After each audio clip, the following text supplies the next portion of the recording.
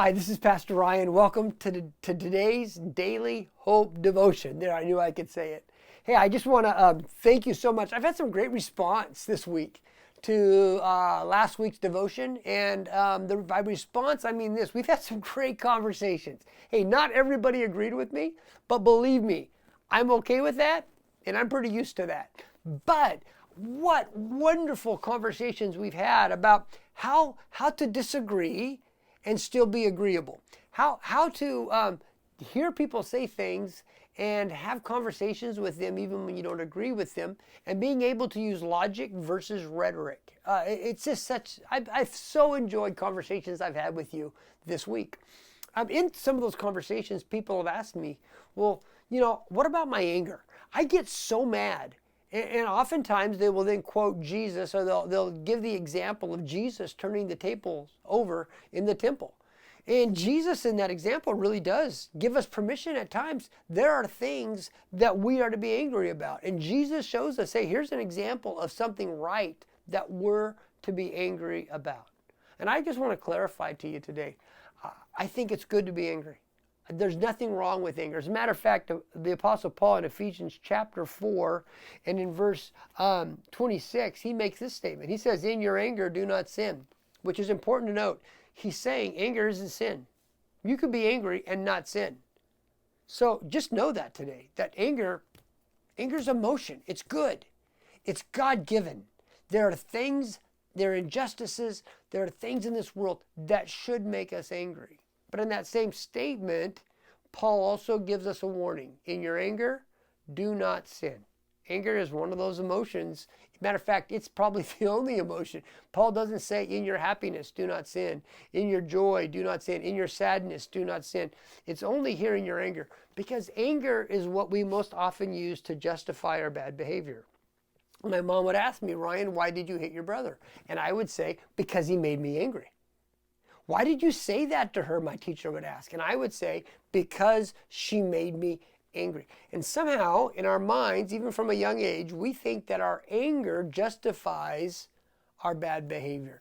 Paul knew that we would think that. That's why he said, in your anger, do not sin. Here's what I think is a clue on this. Anger is meant to be an alarm that lets us know that something's not right. It's not intended to be an emotion on which we are to act out of. That's when we get in trouble, when we act out of our anger. It's an alarm that alerts us that we need to investigate. And that investigation often comes back to me in the form of, why am I so angry about that? What is that feeling about? What is that emotion about? When a police officer gets a call to go to a building where there's an alarm going off, they don't just pull their guns and just start shooting into the building. The alarm says they need to investigate. After they investigate, then they decide how to respond. A lot of us choose to react before we investigate. That's what leads us into sin. We need to investigate, and then instead of react, we need to respond. That's really important. And then Paul says here, he says, in your anger, do not sin. Do not let the sun go down while you are still angry. I think that's really interesting. Paul says our anger is not to be an emotion that is to be prolonged. It is to have a start and an end, and it shouldn't be very long. Paul doesn't even give us 24 hours here to deal with our anger. He says, don't let the sun go down while you are still angry. Deal with it as fast as you can. You want your anger to subside, because we don't make the best decisions when we're angry. I just would ask you to ask yourself an honest question. How many things have you regretted that you've done when you were angry, that you wish that you would have let it just die down? Now, we all probably know people that not only did they not let the sun go down on their wrath, not only did they let 24 hours go by, not just days, but maybe months, they remained angry. And they were looking for reasons to be angry. And months turned into years, and years turned into a lifetime.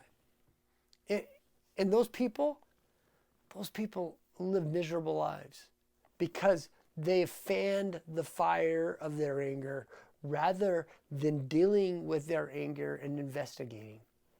Paul says when you do that, he says, do not let the sun go down while you are still angry, and do not give the devil a foothold.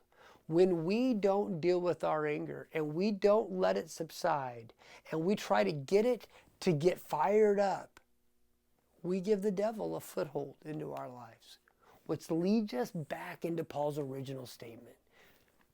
In your anger, do not sin. Friends, it's good to be angry on the right occasion. And it's okay to be angry even if you're wrong, as long as you'll investigate before you act. And I would just encourage you today, don't act on your anger. Investigate it and then respond to it. But don't react to it. Because almost always in my life, when I react and I act out of my anger, it usually leads me into sin. And saying I'm angry never justifies my bad behavior. I hope that helps you today. Let that sink in. I know it's helped me. I've thought about it a lot today, and I really found that to be a helpful thought in my life this very day. I'm praying for you that God would use you in the world that you live in and in the people that you know, and that as we get back to some kind of normal, that God would use us to be light in a world that's full of darkness. I sure love you and sure thankful for the conversations we're getting to have. God bless.